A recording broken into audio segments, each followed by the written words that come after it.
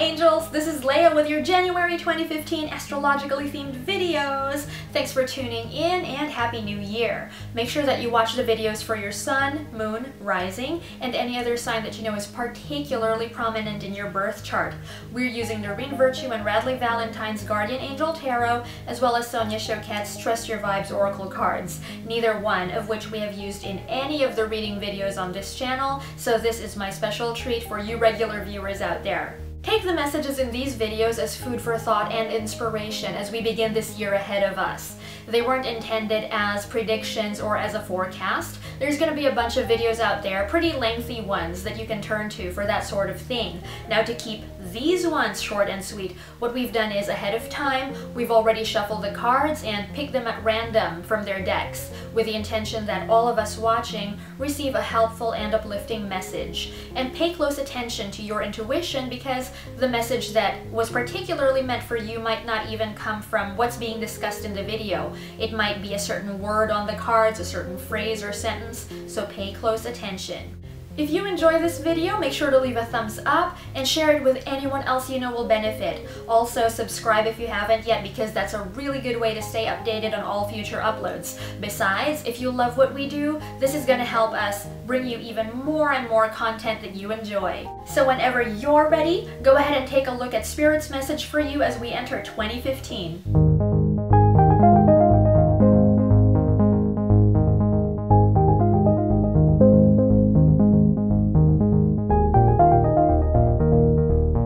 Welcome Aries suns, moons, risings, and everybody else with prominent Aries in their birth charts. Now for the first part, we're going to use Guardian Angel Tarot, with the first one being Seven of Thought. You've been confused about a situation in your life, and now suddenly everything is completely clear to you. Whether the truth was revealed by your angels, disclosed by a friend, or discovered on your own, it feels great to be awake and aware. Feel free to ask for time alone if that's what you need. And the second card being Six of Thought. Peaceful times are on the horizon. The storms have passed, and now you can see that your destination is within sight. The stress in your life will begin to fade away, allowing for happier times. It may be necessary to take a journey over water or to another country. So it's really interesting because the deck was very well shuffled, and yet we got not only two thought cards, but they're the 6 and the 7. And what this could indicate is it's a reassurance of a moving away from negativity. It could also be guidance to reevaluate associations or friendships or situations that you found yourself in, so that you can make changes necessary to make things more positive in your life, generally speaking.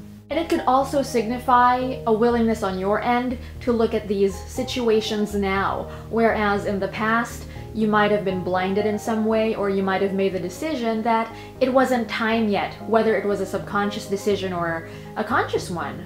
The point is, there's this moving away from negativity, this shift, and the fact that it's two thought cards that showed up, this is showing us that these changes begin in your thoughts. So see what you can do now about purifying your way of thinking, so that your life begins to reflect that change more and more. And then for the second part of your reading, what I want you to do is, you have two options. The first being, if you really enjoy the interactive method where you choose 1 or 2, and then you take a look at the message of the card that corresponds to that number to see what you got, then you can do that, with the card on the left signifying 1 and the card on the right signifying 2. But for those of you out there who would prefer to see what both of these cards have to say, you can also just hang around for the entire segment and listen, see what resonates with you. That's another way for you to receive the closing message for your video. Just see which elicits a response from within you. And depending on who you are, it could be just one of the cards or both of them that speak to you. Ready? So the card on the left was Name Your Higher Self.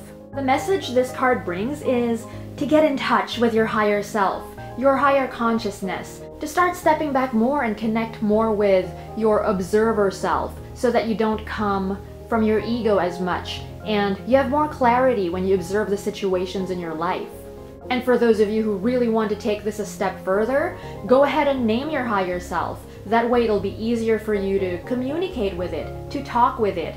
It's possible that you may feel a little bit silly doing this if you haven't done it before or if you don't do it on a regular basis, but it's about establishing that contact with this other part of yourself. And sometimes by making the distinction, which is your higher self, we can allow it to speak more freely, to give us more guidance, since we don't feel so arrogant, assuming that all this awesome stuff, all this awesome guidance and information is coming through us. Because you know how the ego is. Sometimes we feel a little bit too modest to accept that there's actually a part of us that can do this.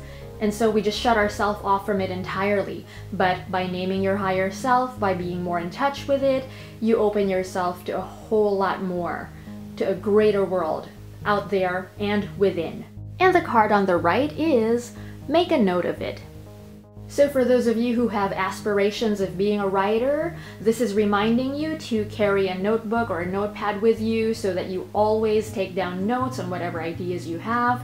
And for those of you who don't have any such aspirations or ambitions, it's still helpful to make a note of things because sometimes we get a lot of ideas that we forget later on. We forget that these ideas even crossed our mind because we simply didn't write them down. And this could also refer to dreams, not just ideas, but dreams, because dreams reveal so much to us of our subconscious, of a lot of things going on that we may not be aware of. So this is an indication, a little bit of a nudge to start paying more attention to stuff and to write them down. And it's going to prove helpful no matter what field you're in or no matter what occupation you have at the moment, whether you're a student or you're in business for yourself or you work for a corporation.